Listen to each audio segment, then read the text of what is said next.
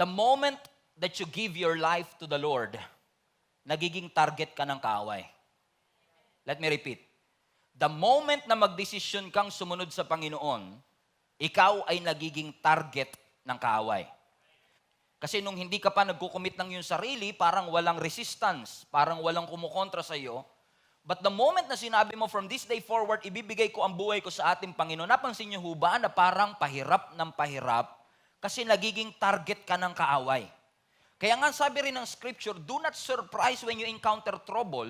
In essence, ang sinasabi, pag walang trouble sa buhay mo, mas dun ka masurpresa. Kasi pag walang resistance, ibig sabihin, kakampi mo yung dyablo. Amen. Kasi kung the moment na ikaw ay nagbibigay at nag-aalay ng buhay mo sa Panginoon, mag-expect ka talaga na may mga trouble na darating sa iyong buhay. Totoo ba mga kapatid? A few weeks ago when I preached also in this pulpit mga kapatid, I have reminded you that following Jesus includes blessing. Following Jesus includes miracle. Following Jesus includes breakthrough, but following Jesus also includes pain and suffering. Pag sumunod ka kay Kristo, hindi tayo na-exempt sa mga sakit at mga suffering na ating pinagdadaanan. Kung kaya't patuloy din tayong pinapaalalahanan ng salita ng Panginoon na kahit masakit, kahit mahirap, you have to keep moving forward, you have to keep serving the Lord, you have to keep on praying, you have to keep on moving. Bakit? Kasi merong magandang destiny na ibinigay at hinihanda ang Panginoon sa atin. Magpapatuloy, padayon kahit na hindi madali ang buhay. We will continue and never surrender in spite of the loss, in spite of the criticism, in spite of the challenges and troubles that we face, hindi tayo susuko. We have to display an overcomer attitude katulad ni David na kahit may Goliath sa ating harapan, hindi tayo nagpapatinag. Kasi alam natin na sa kabila ng matinding pagsubok na aking pinagdadaanan, yung pangako ng Diyos ay aking mararanasan. Napansin niyo ba mga kapatid na especially nung naging Kristiyano ka, nagdo-double time si Satan para i-discourage ka. At ikaw naman nagpa-discourage ka. Ikaw naman sumuko ka na. At sinabi mo, hihinto na ako, hindi na ako magpapatuloy kasi ano pang sense, what's the point of serving the Lord kung hindi naman pala magiging madali at easy ang aking buhay?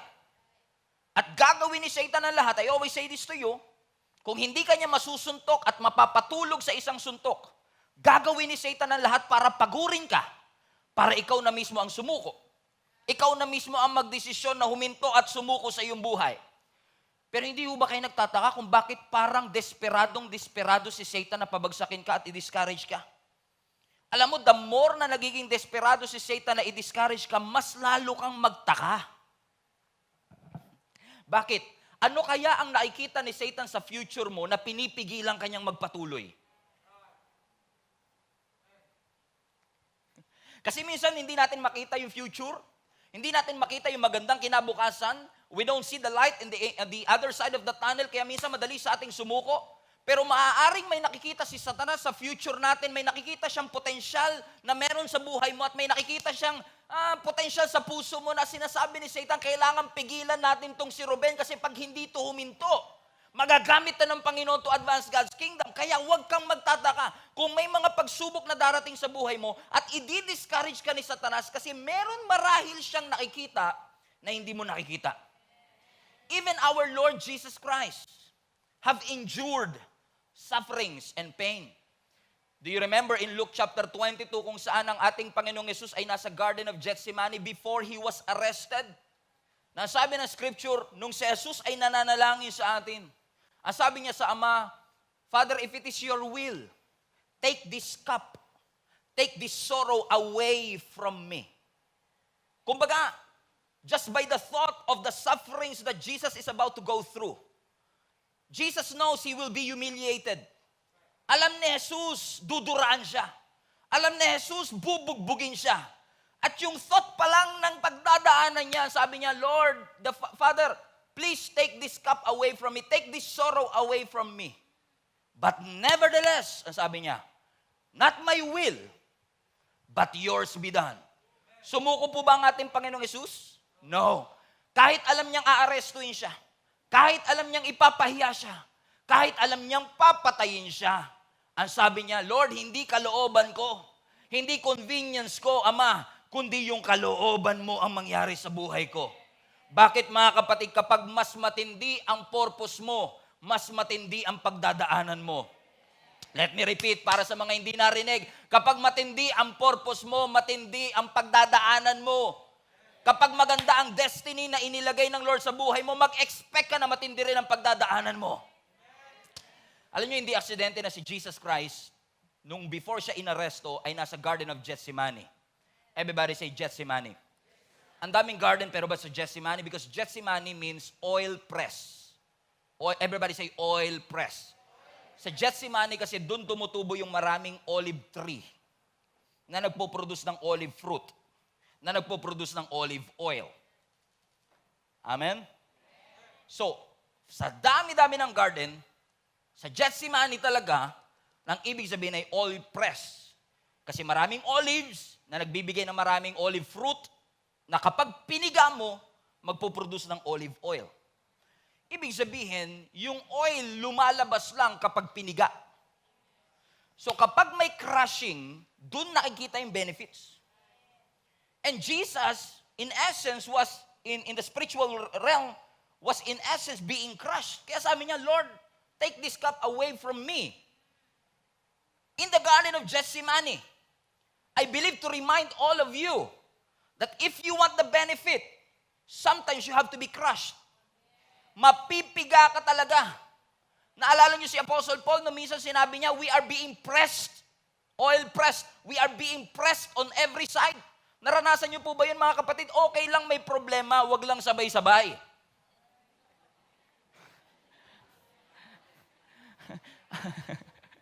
Alam niyo mga kapatid, kung may secretary lang sana, may secretary ka lang, sasabihin mo, Lord, yung mga problema, magpa-appointment naman. Yung wag naman sabay-sabay. Pero ang realidad ng buhay, mga kapatid, hindi mo maikakalendaryo ang problema. Minsan bigla kang dadalawin yan ng walang sabi-sabi. At minsan kung kailan ka problemado, dun sila nagsasabay-sabay. Kaya ang sabi ni Apostle Paul, hallelujah. Kaya ang sabi ni Apostle Paul, sabi niya, Lord, sabi niya sa mga Corinthians, we are being pressed on every side. Ibig sabihin, kahit saan ako tumingin, may pressure. Kapag may crushing, dun lumalabas yung anointing. Kailangan minsan i-crush, kailangan minsan i-press para makita yung benefit. In fact, yung musical instrument tumutunog pag prines. Yung ilaw bumubukas kapag prines. Kapag may pressure, may effect. Hallelujah. Hindi kaya hindi effective ang buhay mo kasi iniiwasan mo yung pressure? Kasi kung may choice naman, ba't kailangan ko pagdaanan? Ayoko niyan, pastor. Ang hirap kayong masaktan. Iiyak ka, wala kang luha, sisigaw ka, wala kang boses. Pag tinatanong ka, kamusta ka na, okay naman ako. I'm strong. Pero kung gusto mo ng effect, minsan talaga may pressure. Kung gusto mo ng tunog, kailangan i-press. Minsan may pressure. Para lumabas yung anointing, kailangan may crushing. So ibig sabihin, every time you're being crushed, deliverance is flowing. Every time you're being crushed, something happens in your life.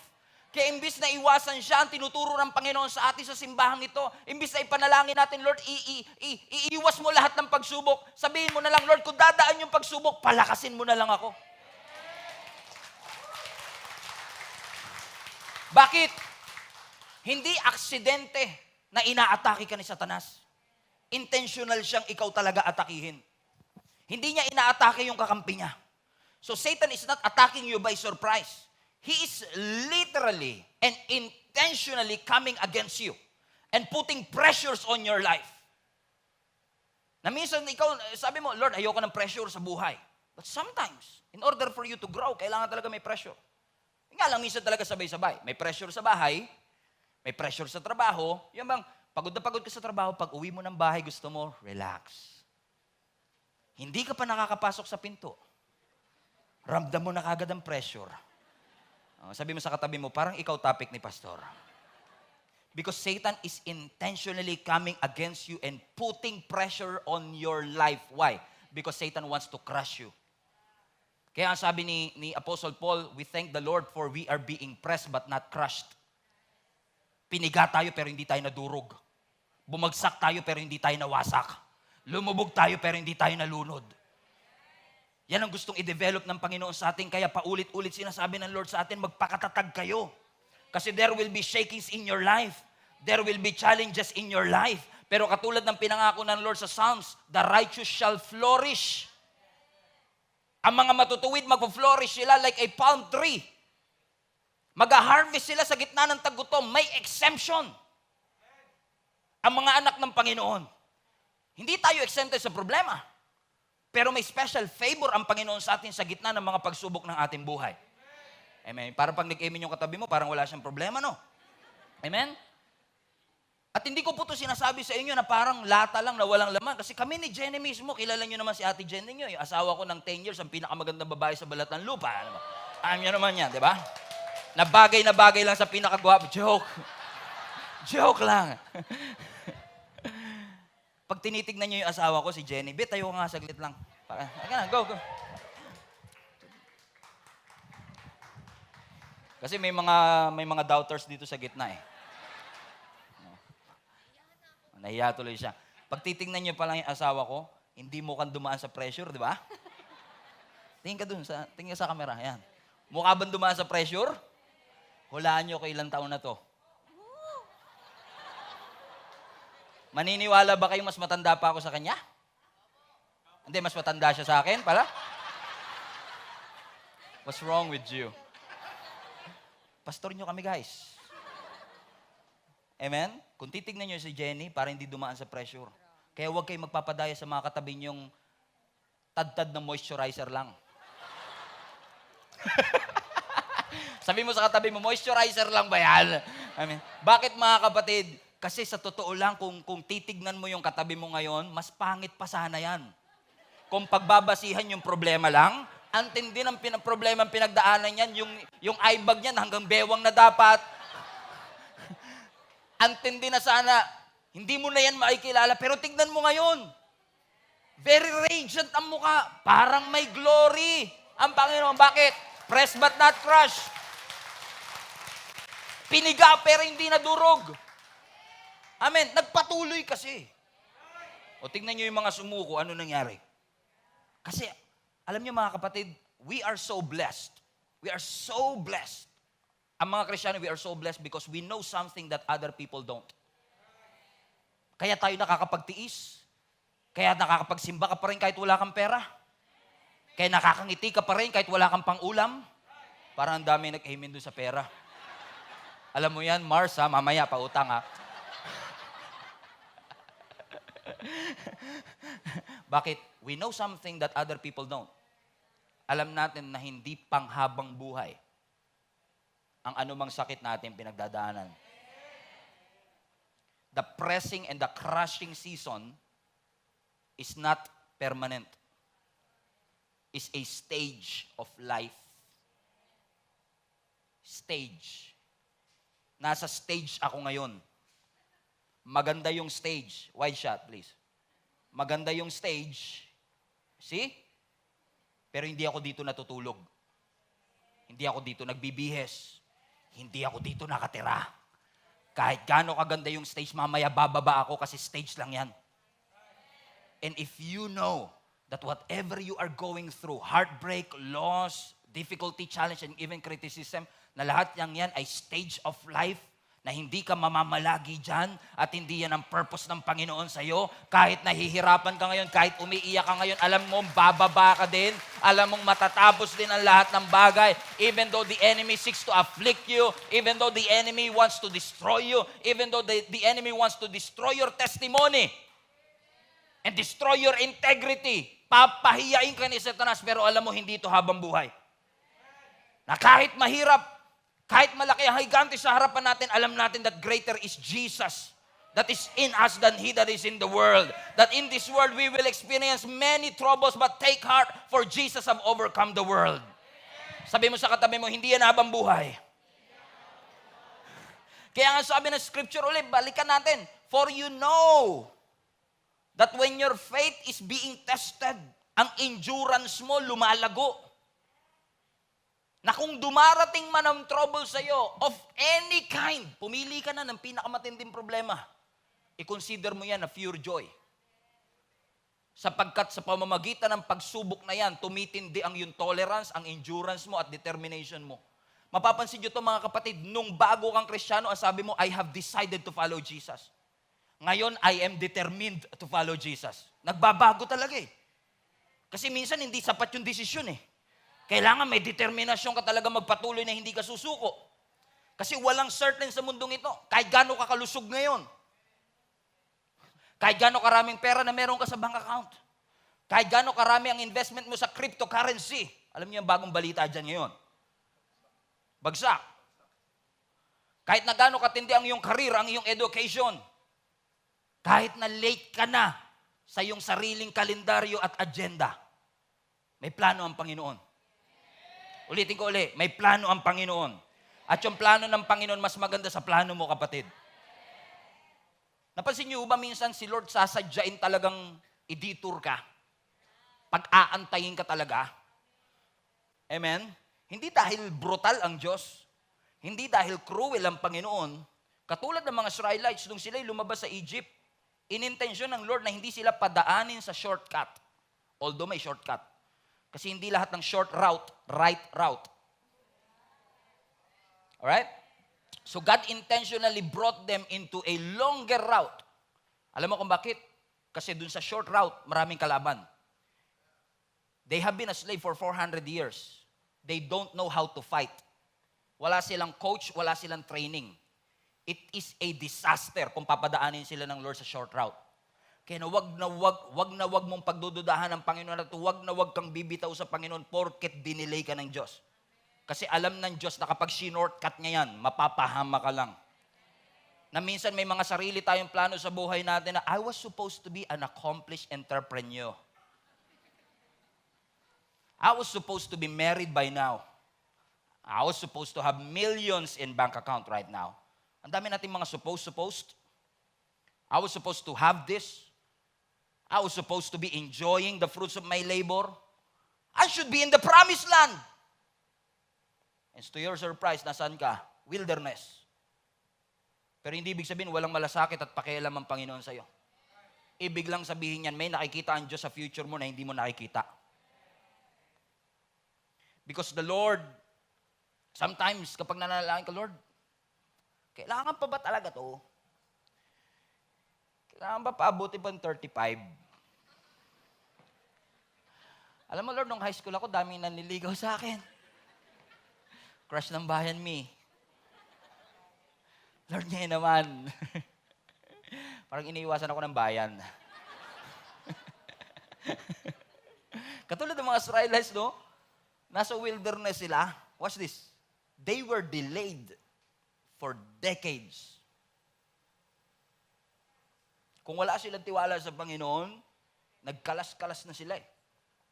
Salamat sa leadership, salamat sa pangako ng Panginoon, at salamat may plano ang Panginoon sa kanila. Kaya kapag na-delayed ka, kapatid, halimbawa kung, lalo ngayon, no, especially, naalala ko, more than a week ago, papunta kaming Bacolod, and supposedly flight namin ay 7, na-move kami ng 9 because of the unforeseen circumstances. Ang sabi ko lang kay Jenny, okay lang yan. Kasi kung sinadya ng Lord na i-delay tayo, malamang may layunin ng Panginoon kung bakit. Kung ganun ang mindset mo, hindi ka magagalit eh. Di ba? Kailangan lang i-train mo yung isip mo. Kung na-delayed ka, kung hindi siya dumating sa panahon na inaakala mo, sa panahon na ipinapanalangin mo, Lord, sigurado may plano ka. Because delay is not denial. Hindi porket dinelay ka ng Panginoon, hindi niya na magagamit at hindi niya na ibibigay sa iyo yun. You just have to trust the Lord. Na kung may mga delay na dulot ng trials, kasi ang trials inevitable, FYI lang. Ang mga difficult moments, hindi mo maiiwasan. And life can be brutal sometimes. But it doesn't mean na kinalimutan ka na ng Panginoon. Look at this verse in 2 Corinthians chapter 4, verse 1. Just to put this in context, ang mga disciples at that point is in constant pressure.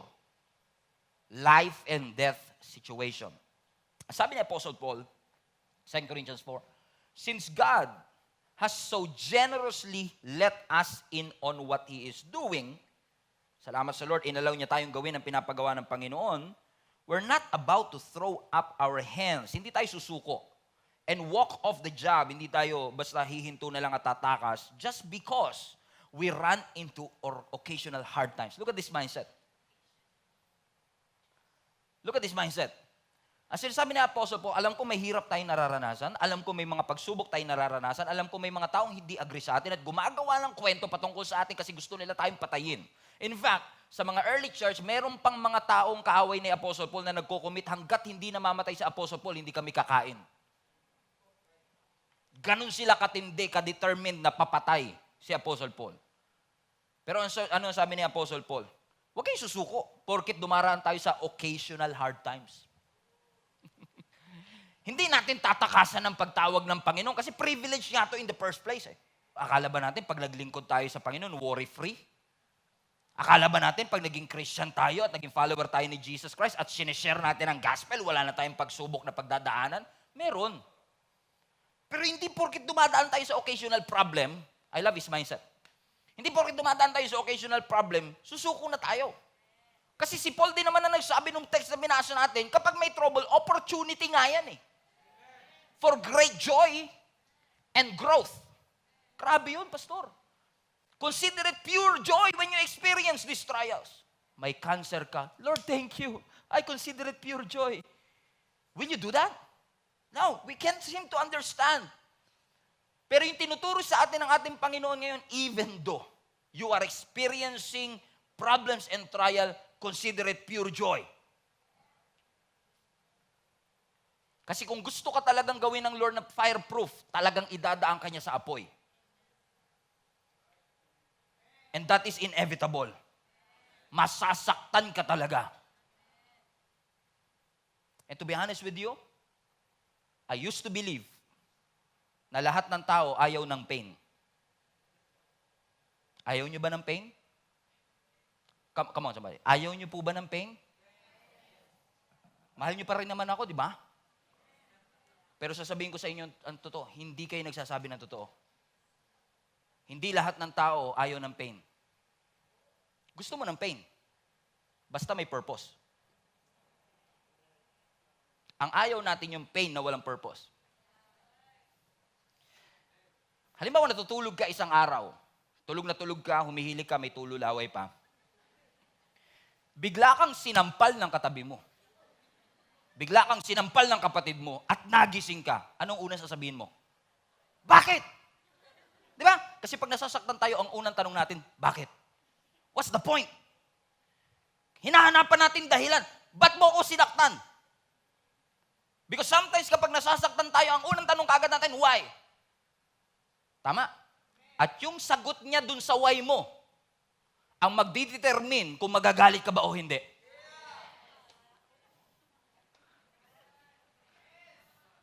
Kasi kapag sinabi niyang, it's a prank,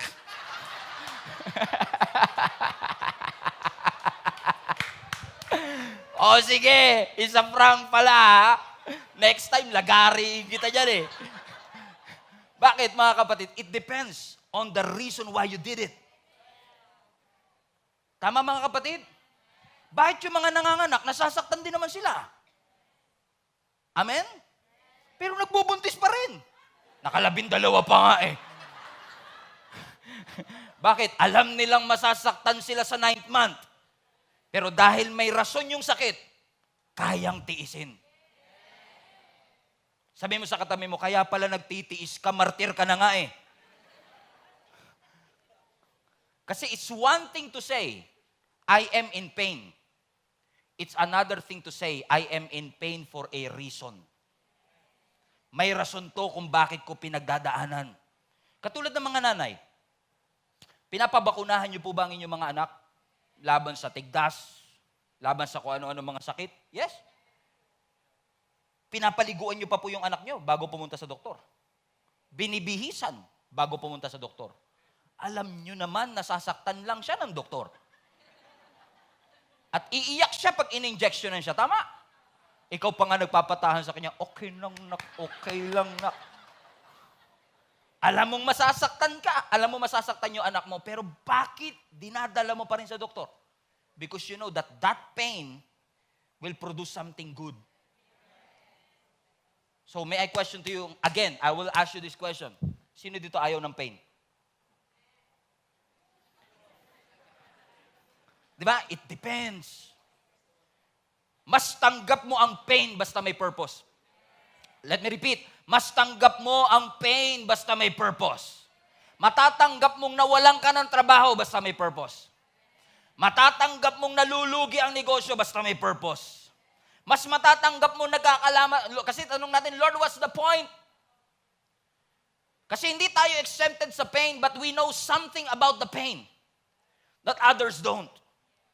Kaya kahit mahirap mag-exercise at masakit sa tuhod, masakit sa katawan, exercise ka pa din. Tama po. Nagkakasundo po ba kayo ng mga magkakabarkada na, bukas jogging tayo. Alas 4 ng umaga, nandun na tayo sa Roas Boulevard, jogging tayo. Ba't natatawa kayo? Alam nyo na kasi mangyayari, di ba? 8 o'clock in the morning. Tulog pa lahat. Pero sino sa inyo agree, mga kapatid? May mga kilala ba kayo nagbabayad pa ng membership fee para pumunta sa gym? Alam naman nilang masasaktan sila doon. Yung ibang ang kasama, di ba may kasama ka nga sa bahay, ayaw sumama ng jogging, ano dahilan? Mapapagod lang ako doon. Papawisan lang ako. Magbabayad pa ako. Sasakit lang yung katawan ko kinabukasan. Pero bakit may nag-gym pa din? Di makarelate sa gym, no? Okay.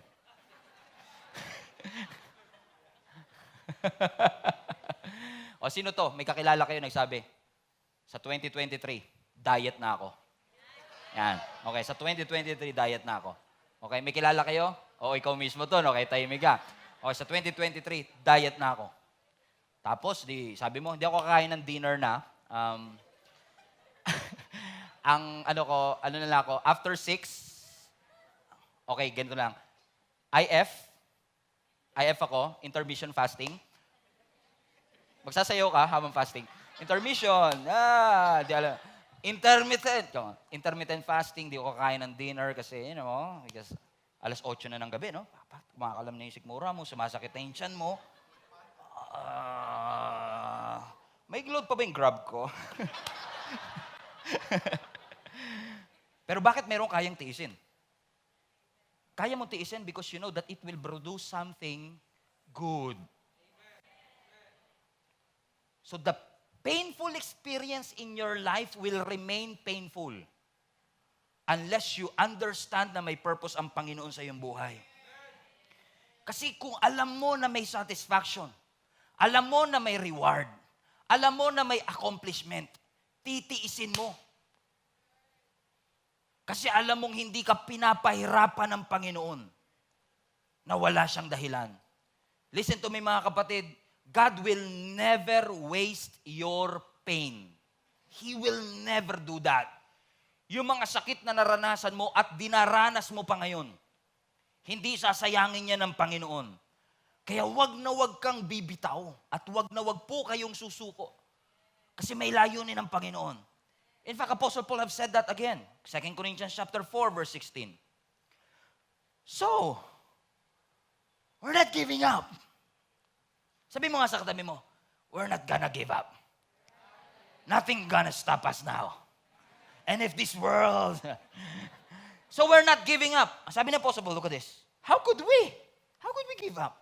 Even though on the outside, it often looks like things are falling apart on us. On the inside, where God is making a new life, not a day goes by without His unfolding grace. Next verse. These hard times are small potatoes compared to the coming good times. Message translation. The lavish celebration prepared for us. Whoa! Mga maliliit na patatas lang yan, ang sinasabi ni Apostle Paul. Lahat ng ating pinagdadaanan, kung ikukumpara mo sa destination natin, walang-wala yan. Tiisin mo, maganda yung view sa taas. Grabe makapag-encourage yung kasama mo, no? Hirap na ako, sakit na ng tuhod ko, sakit na ng katawan ko, maganda view sa taas.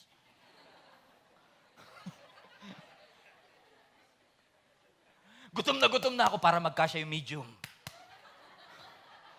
Grabe motivation, no? And unfortunately, we are missing our purpose. Hindi natin nakikita ang purpose natin simply because we try to avoid the pain. Iniiwasan natin. But you know what, mga kapatid? If you will just interpret your pain through the lens of God's perspective, na may purpose ang lahat ng pain na ito, that we are not just figuring out what are we going to do with our pain, but what are we going to do in our pain. Nakatulad ng sword o ng espada, may heat, may init, at may martilyo. They keep on pounding it. Di ba yung mga espada? It looks torture. Pero hindi siya magiging effective kung hindi siya dadaan sa beating. And if you know somebody na effective sa kanyang ministry, dumaan sa matinding beating yan. Kasi hindi ka magiging effective kung hindi ka idadaan ng Lord sa mga beating ng iyong buhay. And I thank the Lord and I'm excited for you na kung hindi ka lang susuko, makikita mo yung fulfillment na lahat ng pangako ng Panginoon sa iyo. Nakakalungkot lang na lahat dadaan sa pain, lahat dadaan sa hirap, pero hindi lahat madidiscover yung purpose. Kaya natin ito tinuturo kasi I want you to discover and I want you to be reminded, may rason po ang Panginoon kung bakit inaalaw niya na dumaan ka sa pagkawalan ng pera, pagkalugi ng negosyo, pagkawalan ng trabaho, pagkakasakit ng mga anak, paghihirap ng buhay, because God wants you to be stronger than ever. Palakasin ka para sa next season ng iyong buhay. And I'm not trying to be the smartest people here. Kasi pwedeng sinasabi mo, anong karapatan mo magsalita dyan? Preacher boy. Bata ka pa. Hindi mo alam yung hirap na pinagdaanan namin. Hindi mo alam ang realidad ng buhay. I'm not trying to be the smartest people in the room. Kasi lahat tayo is trying to reconcile in our minds the meaning of our suffering. So totoo lang, kahit gaano kakatanda, yun yung nire-reflect mo, anong meaning nito, Lord? Anong purpose nito? Bata ka o matanda, pareho lang yun. We are trying to find meaning. Sinampal ka eh. Ang tanong mo, bakit? At kung inalaw ng Panginoon ng mga pagsubok sa iyong buhay, you need God to answer you. Lord, what's the meaning of this? What is the point of all of this? Bakit yung kaisa-isa kong anak kinuha mo pa? Bakit yung trabaho ko for 25 years na wala pa? Bakit yung mga magulang ko na source of our income at breadwinner, kinuha mo pa? And we cannot seem to understand why is God allowing all of these things. Mabait naman ako pa yung nagka-cancer. Ako naman yung laging nagsisimba, ako pa yung nahihirapan. Unfair to Lord. Because we're trying to find meaning to our suffering.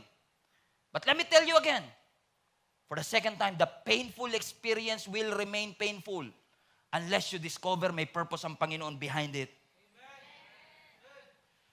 Kasi sa totoo lang, kahit kami mga pastor, kung yung preaching lang na alam niyo yun, kung ang hanap lang namin sa pagpipreach ay popularity, hindi namin ituturo yung bagay na nakakapagpasakit. And I often ask myself a question, ano nga ba ang criteria ng magandang preaching? Lagi tinatanong yan, ano nga ba ang criteria ng magandang preaching? Kapag nakakatawa yung preacher? Kapag well-researched yung teacher? Kapag well-versed siya sa kanyang ginagawa? Well, maganda kapag yung preacher mo nagpapatawa. Na hindi naman comedian na.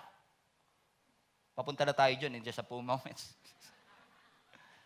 Okay na ang preacher ay well-researched. Maganda na ang preacher ay well-versed. Pero a great message is not about how funny the preacher is. If he is preaching the truth, that is a great message. But most of the time, truth hurts. Masakit ang katotohanan. Kasi madalas kaya masakit ang katotohanan kasi matagal ka na nagsisinungaling sa sarili mo. Kahit alam mo man naman, you're trying to convince yourself that you're doing a great job, that God is with you in all of that, and God is with you. But God will not tolerate you doing the wrong things because He wants better things in your life. That what He has started in your life, gustong ng Lord tapusin. Wag mo namang sukuan ngayon. Kasi si Lord nga may plano siya. Ang sabi niya sa atin, di ba? He who began a great work in you shall put it into completion. Gusto ng Lord matapos mo. Gusto ng Lord makarating ka sa finish line. Again, let me repeat. Hindi nakarating sa finish line, pero stressed out finished. Hindi survived finish. Hindi yung nakasurvive lang pero pagod. Kundi natapos mo at alam mong kasama mo ang Panginoon, meron kang joy at meron kang peace. In fact, hindi pinagpala yung dumaraan sa pagsubok. Ang pinagpala yung nagtitiis kahit may pagsubok. Bible verse, James 1:12. Blessed is the man who perseveres under trial. Because when he stood the test, tingnan nyo, kapag napagtagumpay, ibig sabihin, kapag natiis niya, kapag na-survive niya, everybody read this, he will receive the crown of life that God has promised to those who love Him. May pangako eh. May corona. So kahit nakabagsak ka ngayon, pwede ka pang tumayo. Si Fernando po Jr. nga, ilang beses bumagsak, nanalo pa eh. At lagi itong sinasabi ng tatay ko, yung bida, nagugulpi talaga sa simula. Pero kaya siya bida, tumatayo siya. Naalala niyo si Fernando po, nakadapa na yung ganyan, di ba? Wala, napatay na. Dati pa naman, nung panahon noon, pag namatay si Fernando po, may nagpapatayan din sa labas. Hindi nila matanggap na namatay si FEJ. Hindi ko alam kung naabutan niyo yung era na yon. Talagang mga tao, love na love si FEJ, hindi siya pwedeng mamatay sa pelikula.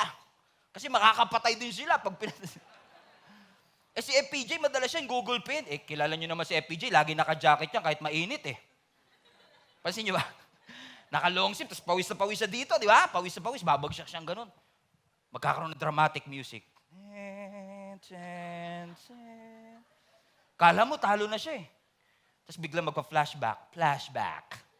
Lahat ng mga anak niya, kung paano sila naghirap noon, mga pamilya nila. All of a sudden, pagkatapos ng flashback, biglang magigising si Fernando Po Jr. na meron siyang panibagong lakas. Na sasabihin mo, isang suntok lang pala kay Patiquito Diaz, talo na siya, kanina pa siya nagugulpihan. Ganun lang pala kabilis. Bakit? Dahil may naalala siya, may ipinaalala sa kanya, nagkaroon siya ng panibagong lakas. Sometimes, kaya tayo sukong-suko, hindi natin maalala. Kailangan mo ng flashback. Na lahat ng bagay na tinulungan ka ng Panginoon, lahat ng sakit na pinagaling ng Panginoon, lahat ng mga pintuang binuksan ng Panginoon, mga panahong hindi ka na kayo makakain pero pinakain kayo ng Panginoon, mga panahong muntik na kayo maghiwalay pero kayo pa rin ngayon. And when you start to remember what everything has done in your life, and when you stood the test, as sabi ng Scripture, you will receive the crown of life. Kumbaga lahat na against sa'yo, pero naipagpatuloy mo pa. Nakasurvive ka pa din. At huwag na huwag mong uhusgahan ang buhay mo base sa season na meron ka ngayon. And I will call the worship team right now to help me out in this. There is a story in the Scripture, and I will close with this, Genesis 35. This is about the story of Jacob and Rachel. Love story nilang dalawa. Actually, kung hindi nyo pa nabasa yung love story ni Jacob, Rachel, yung love triangle nila ni Leah, yung love triangle na tatlo, I recommend you to read this. It's a beautiful story. Alam natin mga kapatid na si Jacob ay napang-asawa si Rachel at si Rachel ay nagkaroon ng anak. In spite na nung una siya ay baog. At ang kanyang napanganak, isa sa mga naging anak ni Jacob kay Rachel ay yung pinakabunso, si Benjamin. Pero there is something that happened nung pinapanganak si Benjamin that I want to show you because we are doing this a lot. Look at this. Ang sabi ng verse 16. Are you here? Leaving Bethel, Jacob and his clan moved towards Ephrath. But Rachel went into labor while they were still some distance away. Watch this. Her labor pains were intense. So nung pinapanganak niya yung kanyang bunsong anak, ang tindi nung kanyang nararamdamang sakit. Verse 17. After a very hard delivery, the midwife finally exclaimed, "Don't be afraid. You have another son." Verse 18. Rachel was about to die, but with her last breath, by the way, si Rachel namatay at this point. With her last breath, Pinangalanan niya yung anak niya bago siya mamatay. Benoni! Nang ibig sabihin, son of sorrow. But the baby's father, however, called him Benjamin, which means son of the right hand. So, context. Nanganganak si Rachel, sobrang hirap ng kanyang pain, ang naipangalan niya sa anak niya, Benoni. Nang ibig sabihin, anak sa hirap. Imagine niyo, mamamatay na lang siya, anak sa hirap! Yung pangalan mo. Pero buti nandun si Jacob. Vinito niya kagad, no. Hindi siya Benoni. Alam kong nahirapan ka. Pero hindi mo siya pwedeng pangalan ng anak sa hirap. Kasi madalas tayo, pinapangalanan natin yung ating buhay at nagko-conclude tayo sa buhay natin based on our present circumstance. Hindi porket nahirapan ka sa isang season, hirap ang buhay. Kaya sabi niya, no, hindi Benoni. Ang pangalan mo sa kanya, Benjamin. Everybody say Benjamin. Ano ibig sabihin? Son of the right hand. Kasi si Rachel, pinangalanan niya yung kanyang anak in the season of her pain. In the season of her suffering. And sometimes people will name names on you based on your present circumstances. Na dahil bumagsak ka noon, ang tawag sa iyo, bobo. Na dahil nahirapan kayo noon, ang tawag sa inyo, mahirap. Na dahil may sakit kayo noon, ang tawag sa iyo, mahirap. Pero do not allow anybody to name names on you based on your present circumstance. Hindi porket bumagsak ka, bobo ka na. Gawain ni Satan yan. The Satan will name you based on your struggle. Satan will name you based on your sin. Satan will name you based on the opinion of other people and based on your history. Pero hindi porket mahirap ang season na ito, magiging mahirap ka na forever. In fact, even Jesus, ang ibig sabihin, Savior. Nung ipinarenoffis na yung panganganak ni Jesus kay Mary, ang sabi niya, you would call him Jesus because he's going to save the world. Yeshua, Yesu, Joshua, pangalan mo sa kanya Jesus because he's going to be the Savior of the world. Question, nung pinanganak si Jesus, dahil siya ang Savior of the world, ano yung na-expect nyo? Dapat may armor siya. Dapat may espada siya. Asan ang palasyo niya kung siya talaga ang King of Kings? Asan ang kanyang trono kung saan siya talaga ang King of Kings? Kung papangalanan lang si Jesus based on that season, hindi siya karapat-dapat tawaging Jesus. And I say that with all humility. But Jesus was named not based on his present condition or based on his history. Jesus was named based on his destiny. Hindi ko makita ngayon, pero alam kong this baby will be the Savior of the world. So I'm not naming him based on his history. I'm naming him based on his destiny. And sometimes you are always frustrated, madalas kang disappointed, madalas kang malungkot kasi tinawag ka nila ng iba't ibang mga pangalan based on what you are going through right now. But this is a good news for each and every one of us. Do not allow somebody to name you based on your present circumstances. Katulad ni Jacob, Israel, pwede mong i-veto yan. No! Hindi siya son of sorrow. Siya ay son of the right hand. Bakit? Mahirap ngayon, pero hindi ibig sabihin habang buhay yan. Romans 8:18, I consider that our present suffering are not worth comparing with the glory that will be revealed in us. Kung ang huhusgahan mo lang ay yung present suffering, susuko ka na. Kung ang pag-uusgahan mo lang yung present circumstance, marami kang ipapangalan sa iyong sarili. Katulad ko, pinangalan ng alien, mongoloid, pamilya ng mga sore eyes, sinabihang walang mararating, walang talent, tamad, walang future. Pero maraming salamat sa Panginoon. Stephen, amen, is called, kahit na sinabihan nila ng mali noon, kahit hindi pinaniwalaan noon, salamat sa Lord, meron siya magandang destiny na ibinigay sa bawat isa. At alam kong ganun din sa iyo. May purpose ang Panginoon sa iyo. Gagawin ni Satan ang lahat para sumuko ka. Gagawin ang lahat ni Satan para makrush ka. Gagawin ni Satan ang lahat to break you. Pero God allowed you to go through that. Listen to me. God allowed you to go through that not to break you, but to make you flexible. To make you flexible. So that whatever pain that you will go through in the next season of your life, Lagi mong papaalala sa iyong sarili, hindi nasusurpresa ang Diyos sa lahat ng pinagdadaanan ko. At kapag nahihirapan ako, sasabihin ng Lord, oops, sorry. No, God is not surprised with what you are going through right now. In fact, every trial that you face, every challenges that you face, every problems that you have encountered is a setup for growth. Is a setup for promotion. I live in this world long enough to realize na maraming promotion nakapackage sa pain. So it's your choice. I believe with all my heart that pain will make you better, not bitter. Pain will bring you closer, not further away from the Lord. God will bring you higher, not lower. God will make you stronger, not weaker, when you encounter various problems. Because God Himself said in His Word, weeping may endure for a night, but joy comes in the morning. The Lord is my light and my salvation. Whom shall I fear?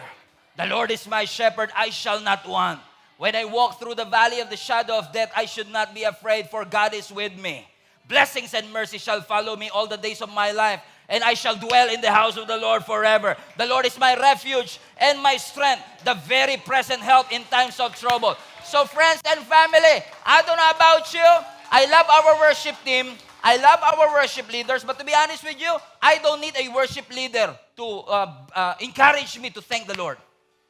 Sa totoo lang, because just thinking about the great things that God has done in my life, kahit walang worship leader, I'm gonna thank God for everything that He has done. Hindi ko kailangan ng bagong kotse para magpasalamat sa Panginoon. Hindi ko kailangan ng magarang bahay para magpasalamat sa Panginoon. Hindi ko kailangan ng milyon sa bank account para magpasalamat sa Panginoon, because even the breath that I breathe is already a blessing that comes from the Lord. And He is a good God. He is amazing. So Lord, maraming salamat for you are not wasting our pain. Na may rason ang Lord sa lahat ng bagay na iyong pinagdadaanan. So anumang bagay na pinagdaanan mo in the past, don't ever think that your best days are behind you. Because the best days of your life are always in front of you. God is always there preparing something good in advance for you.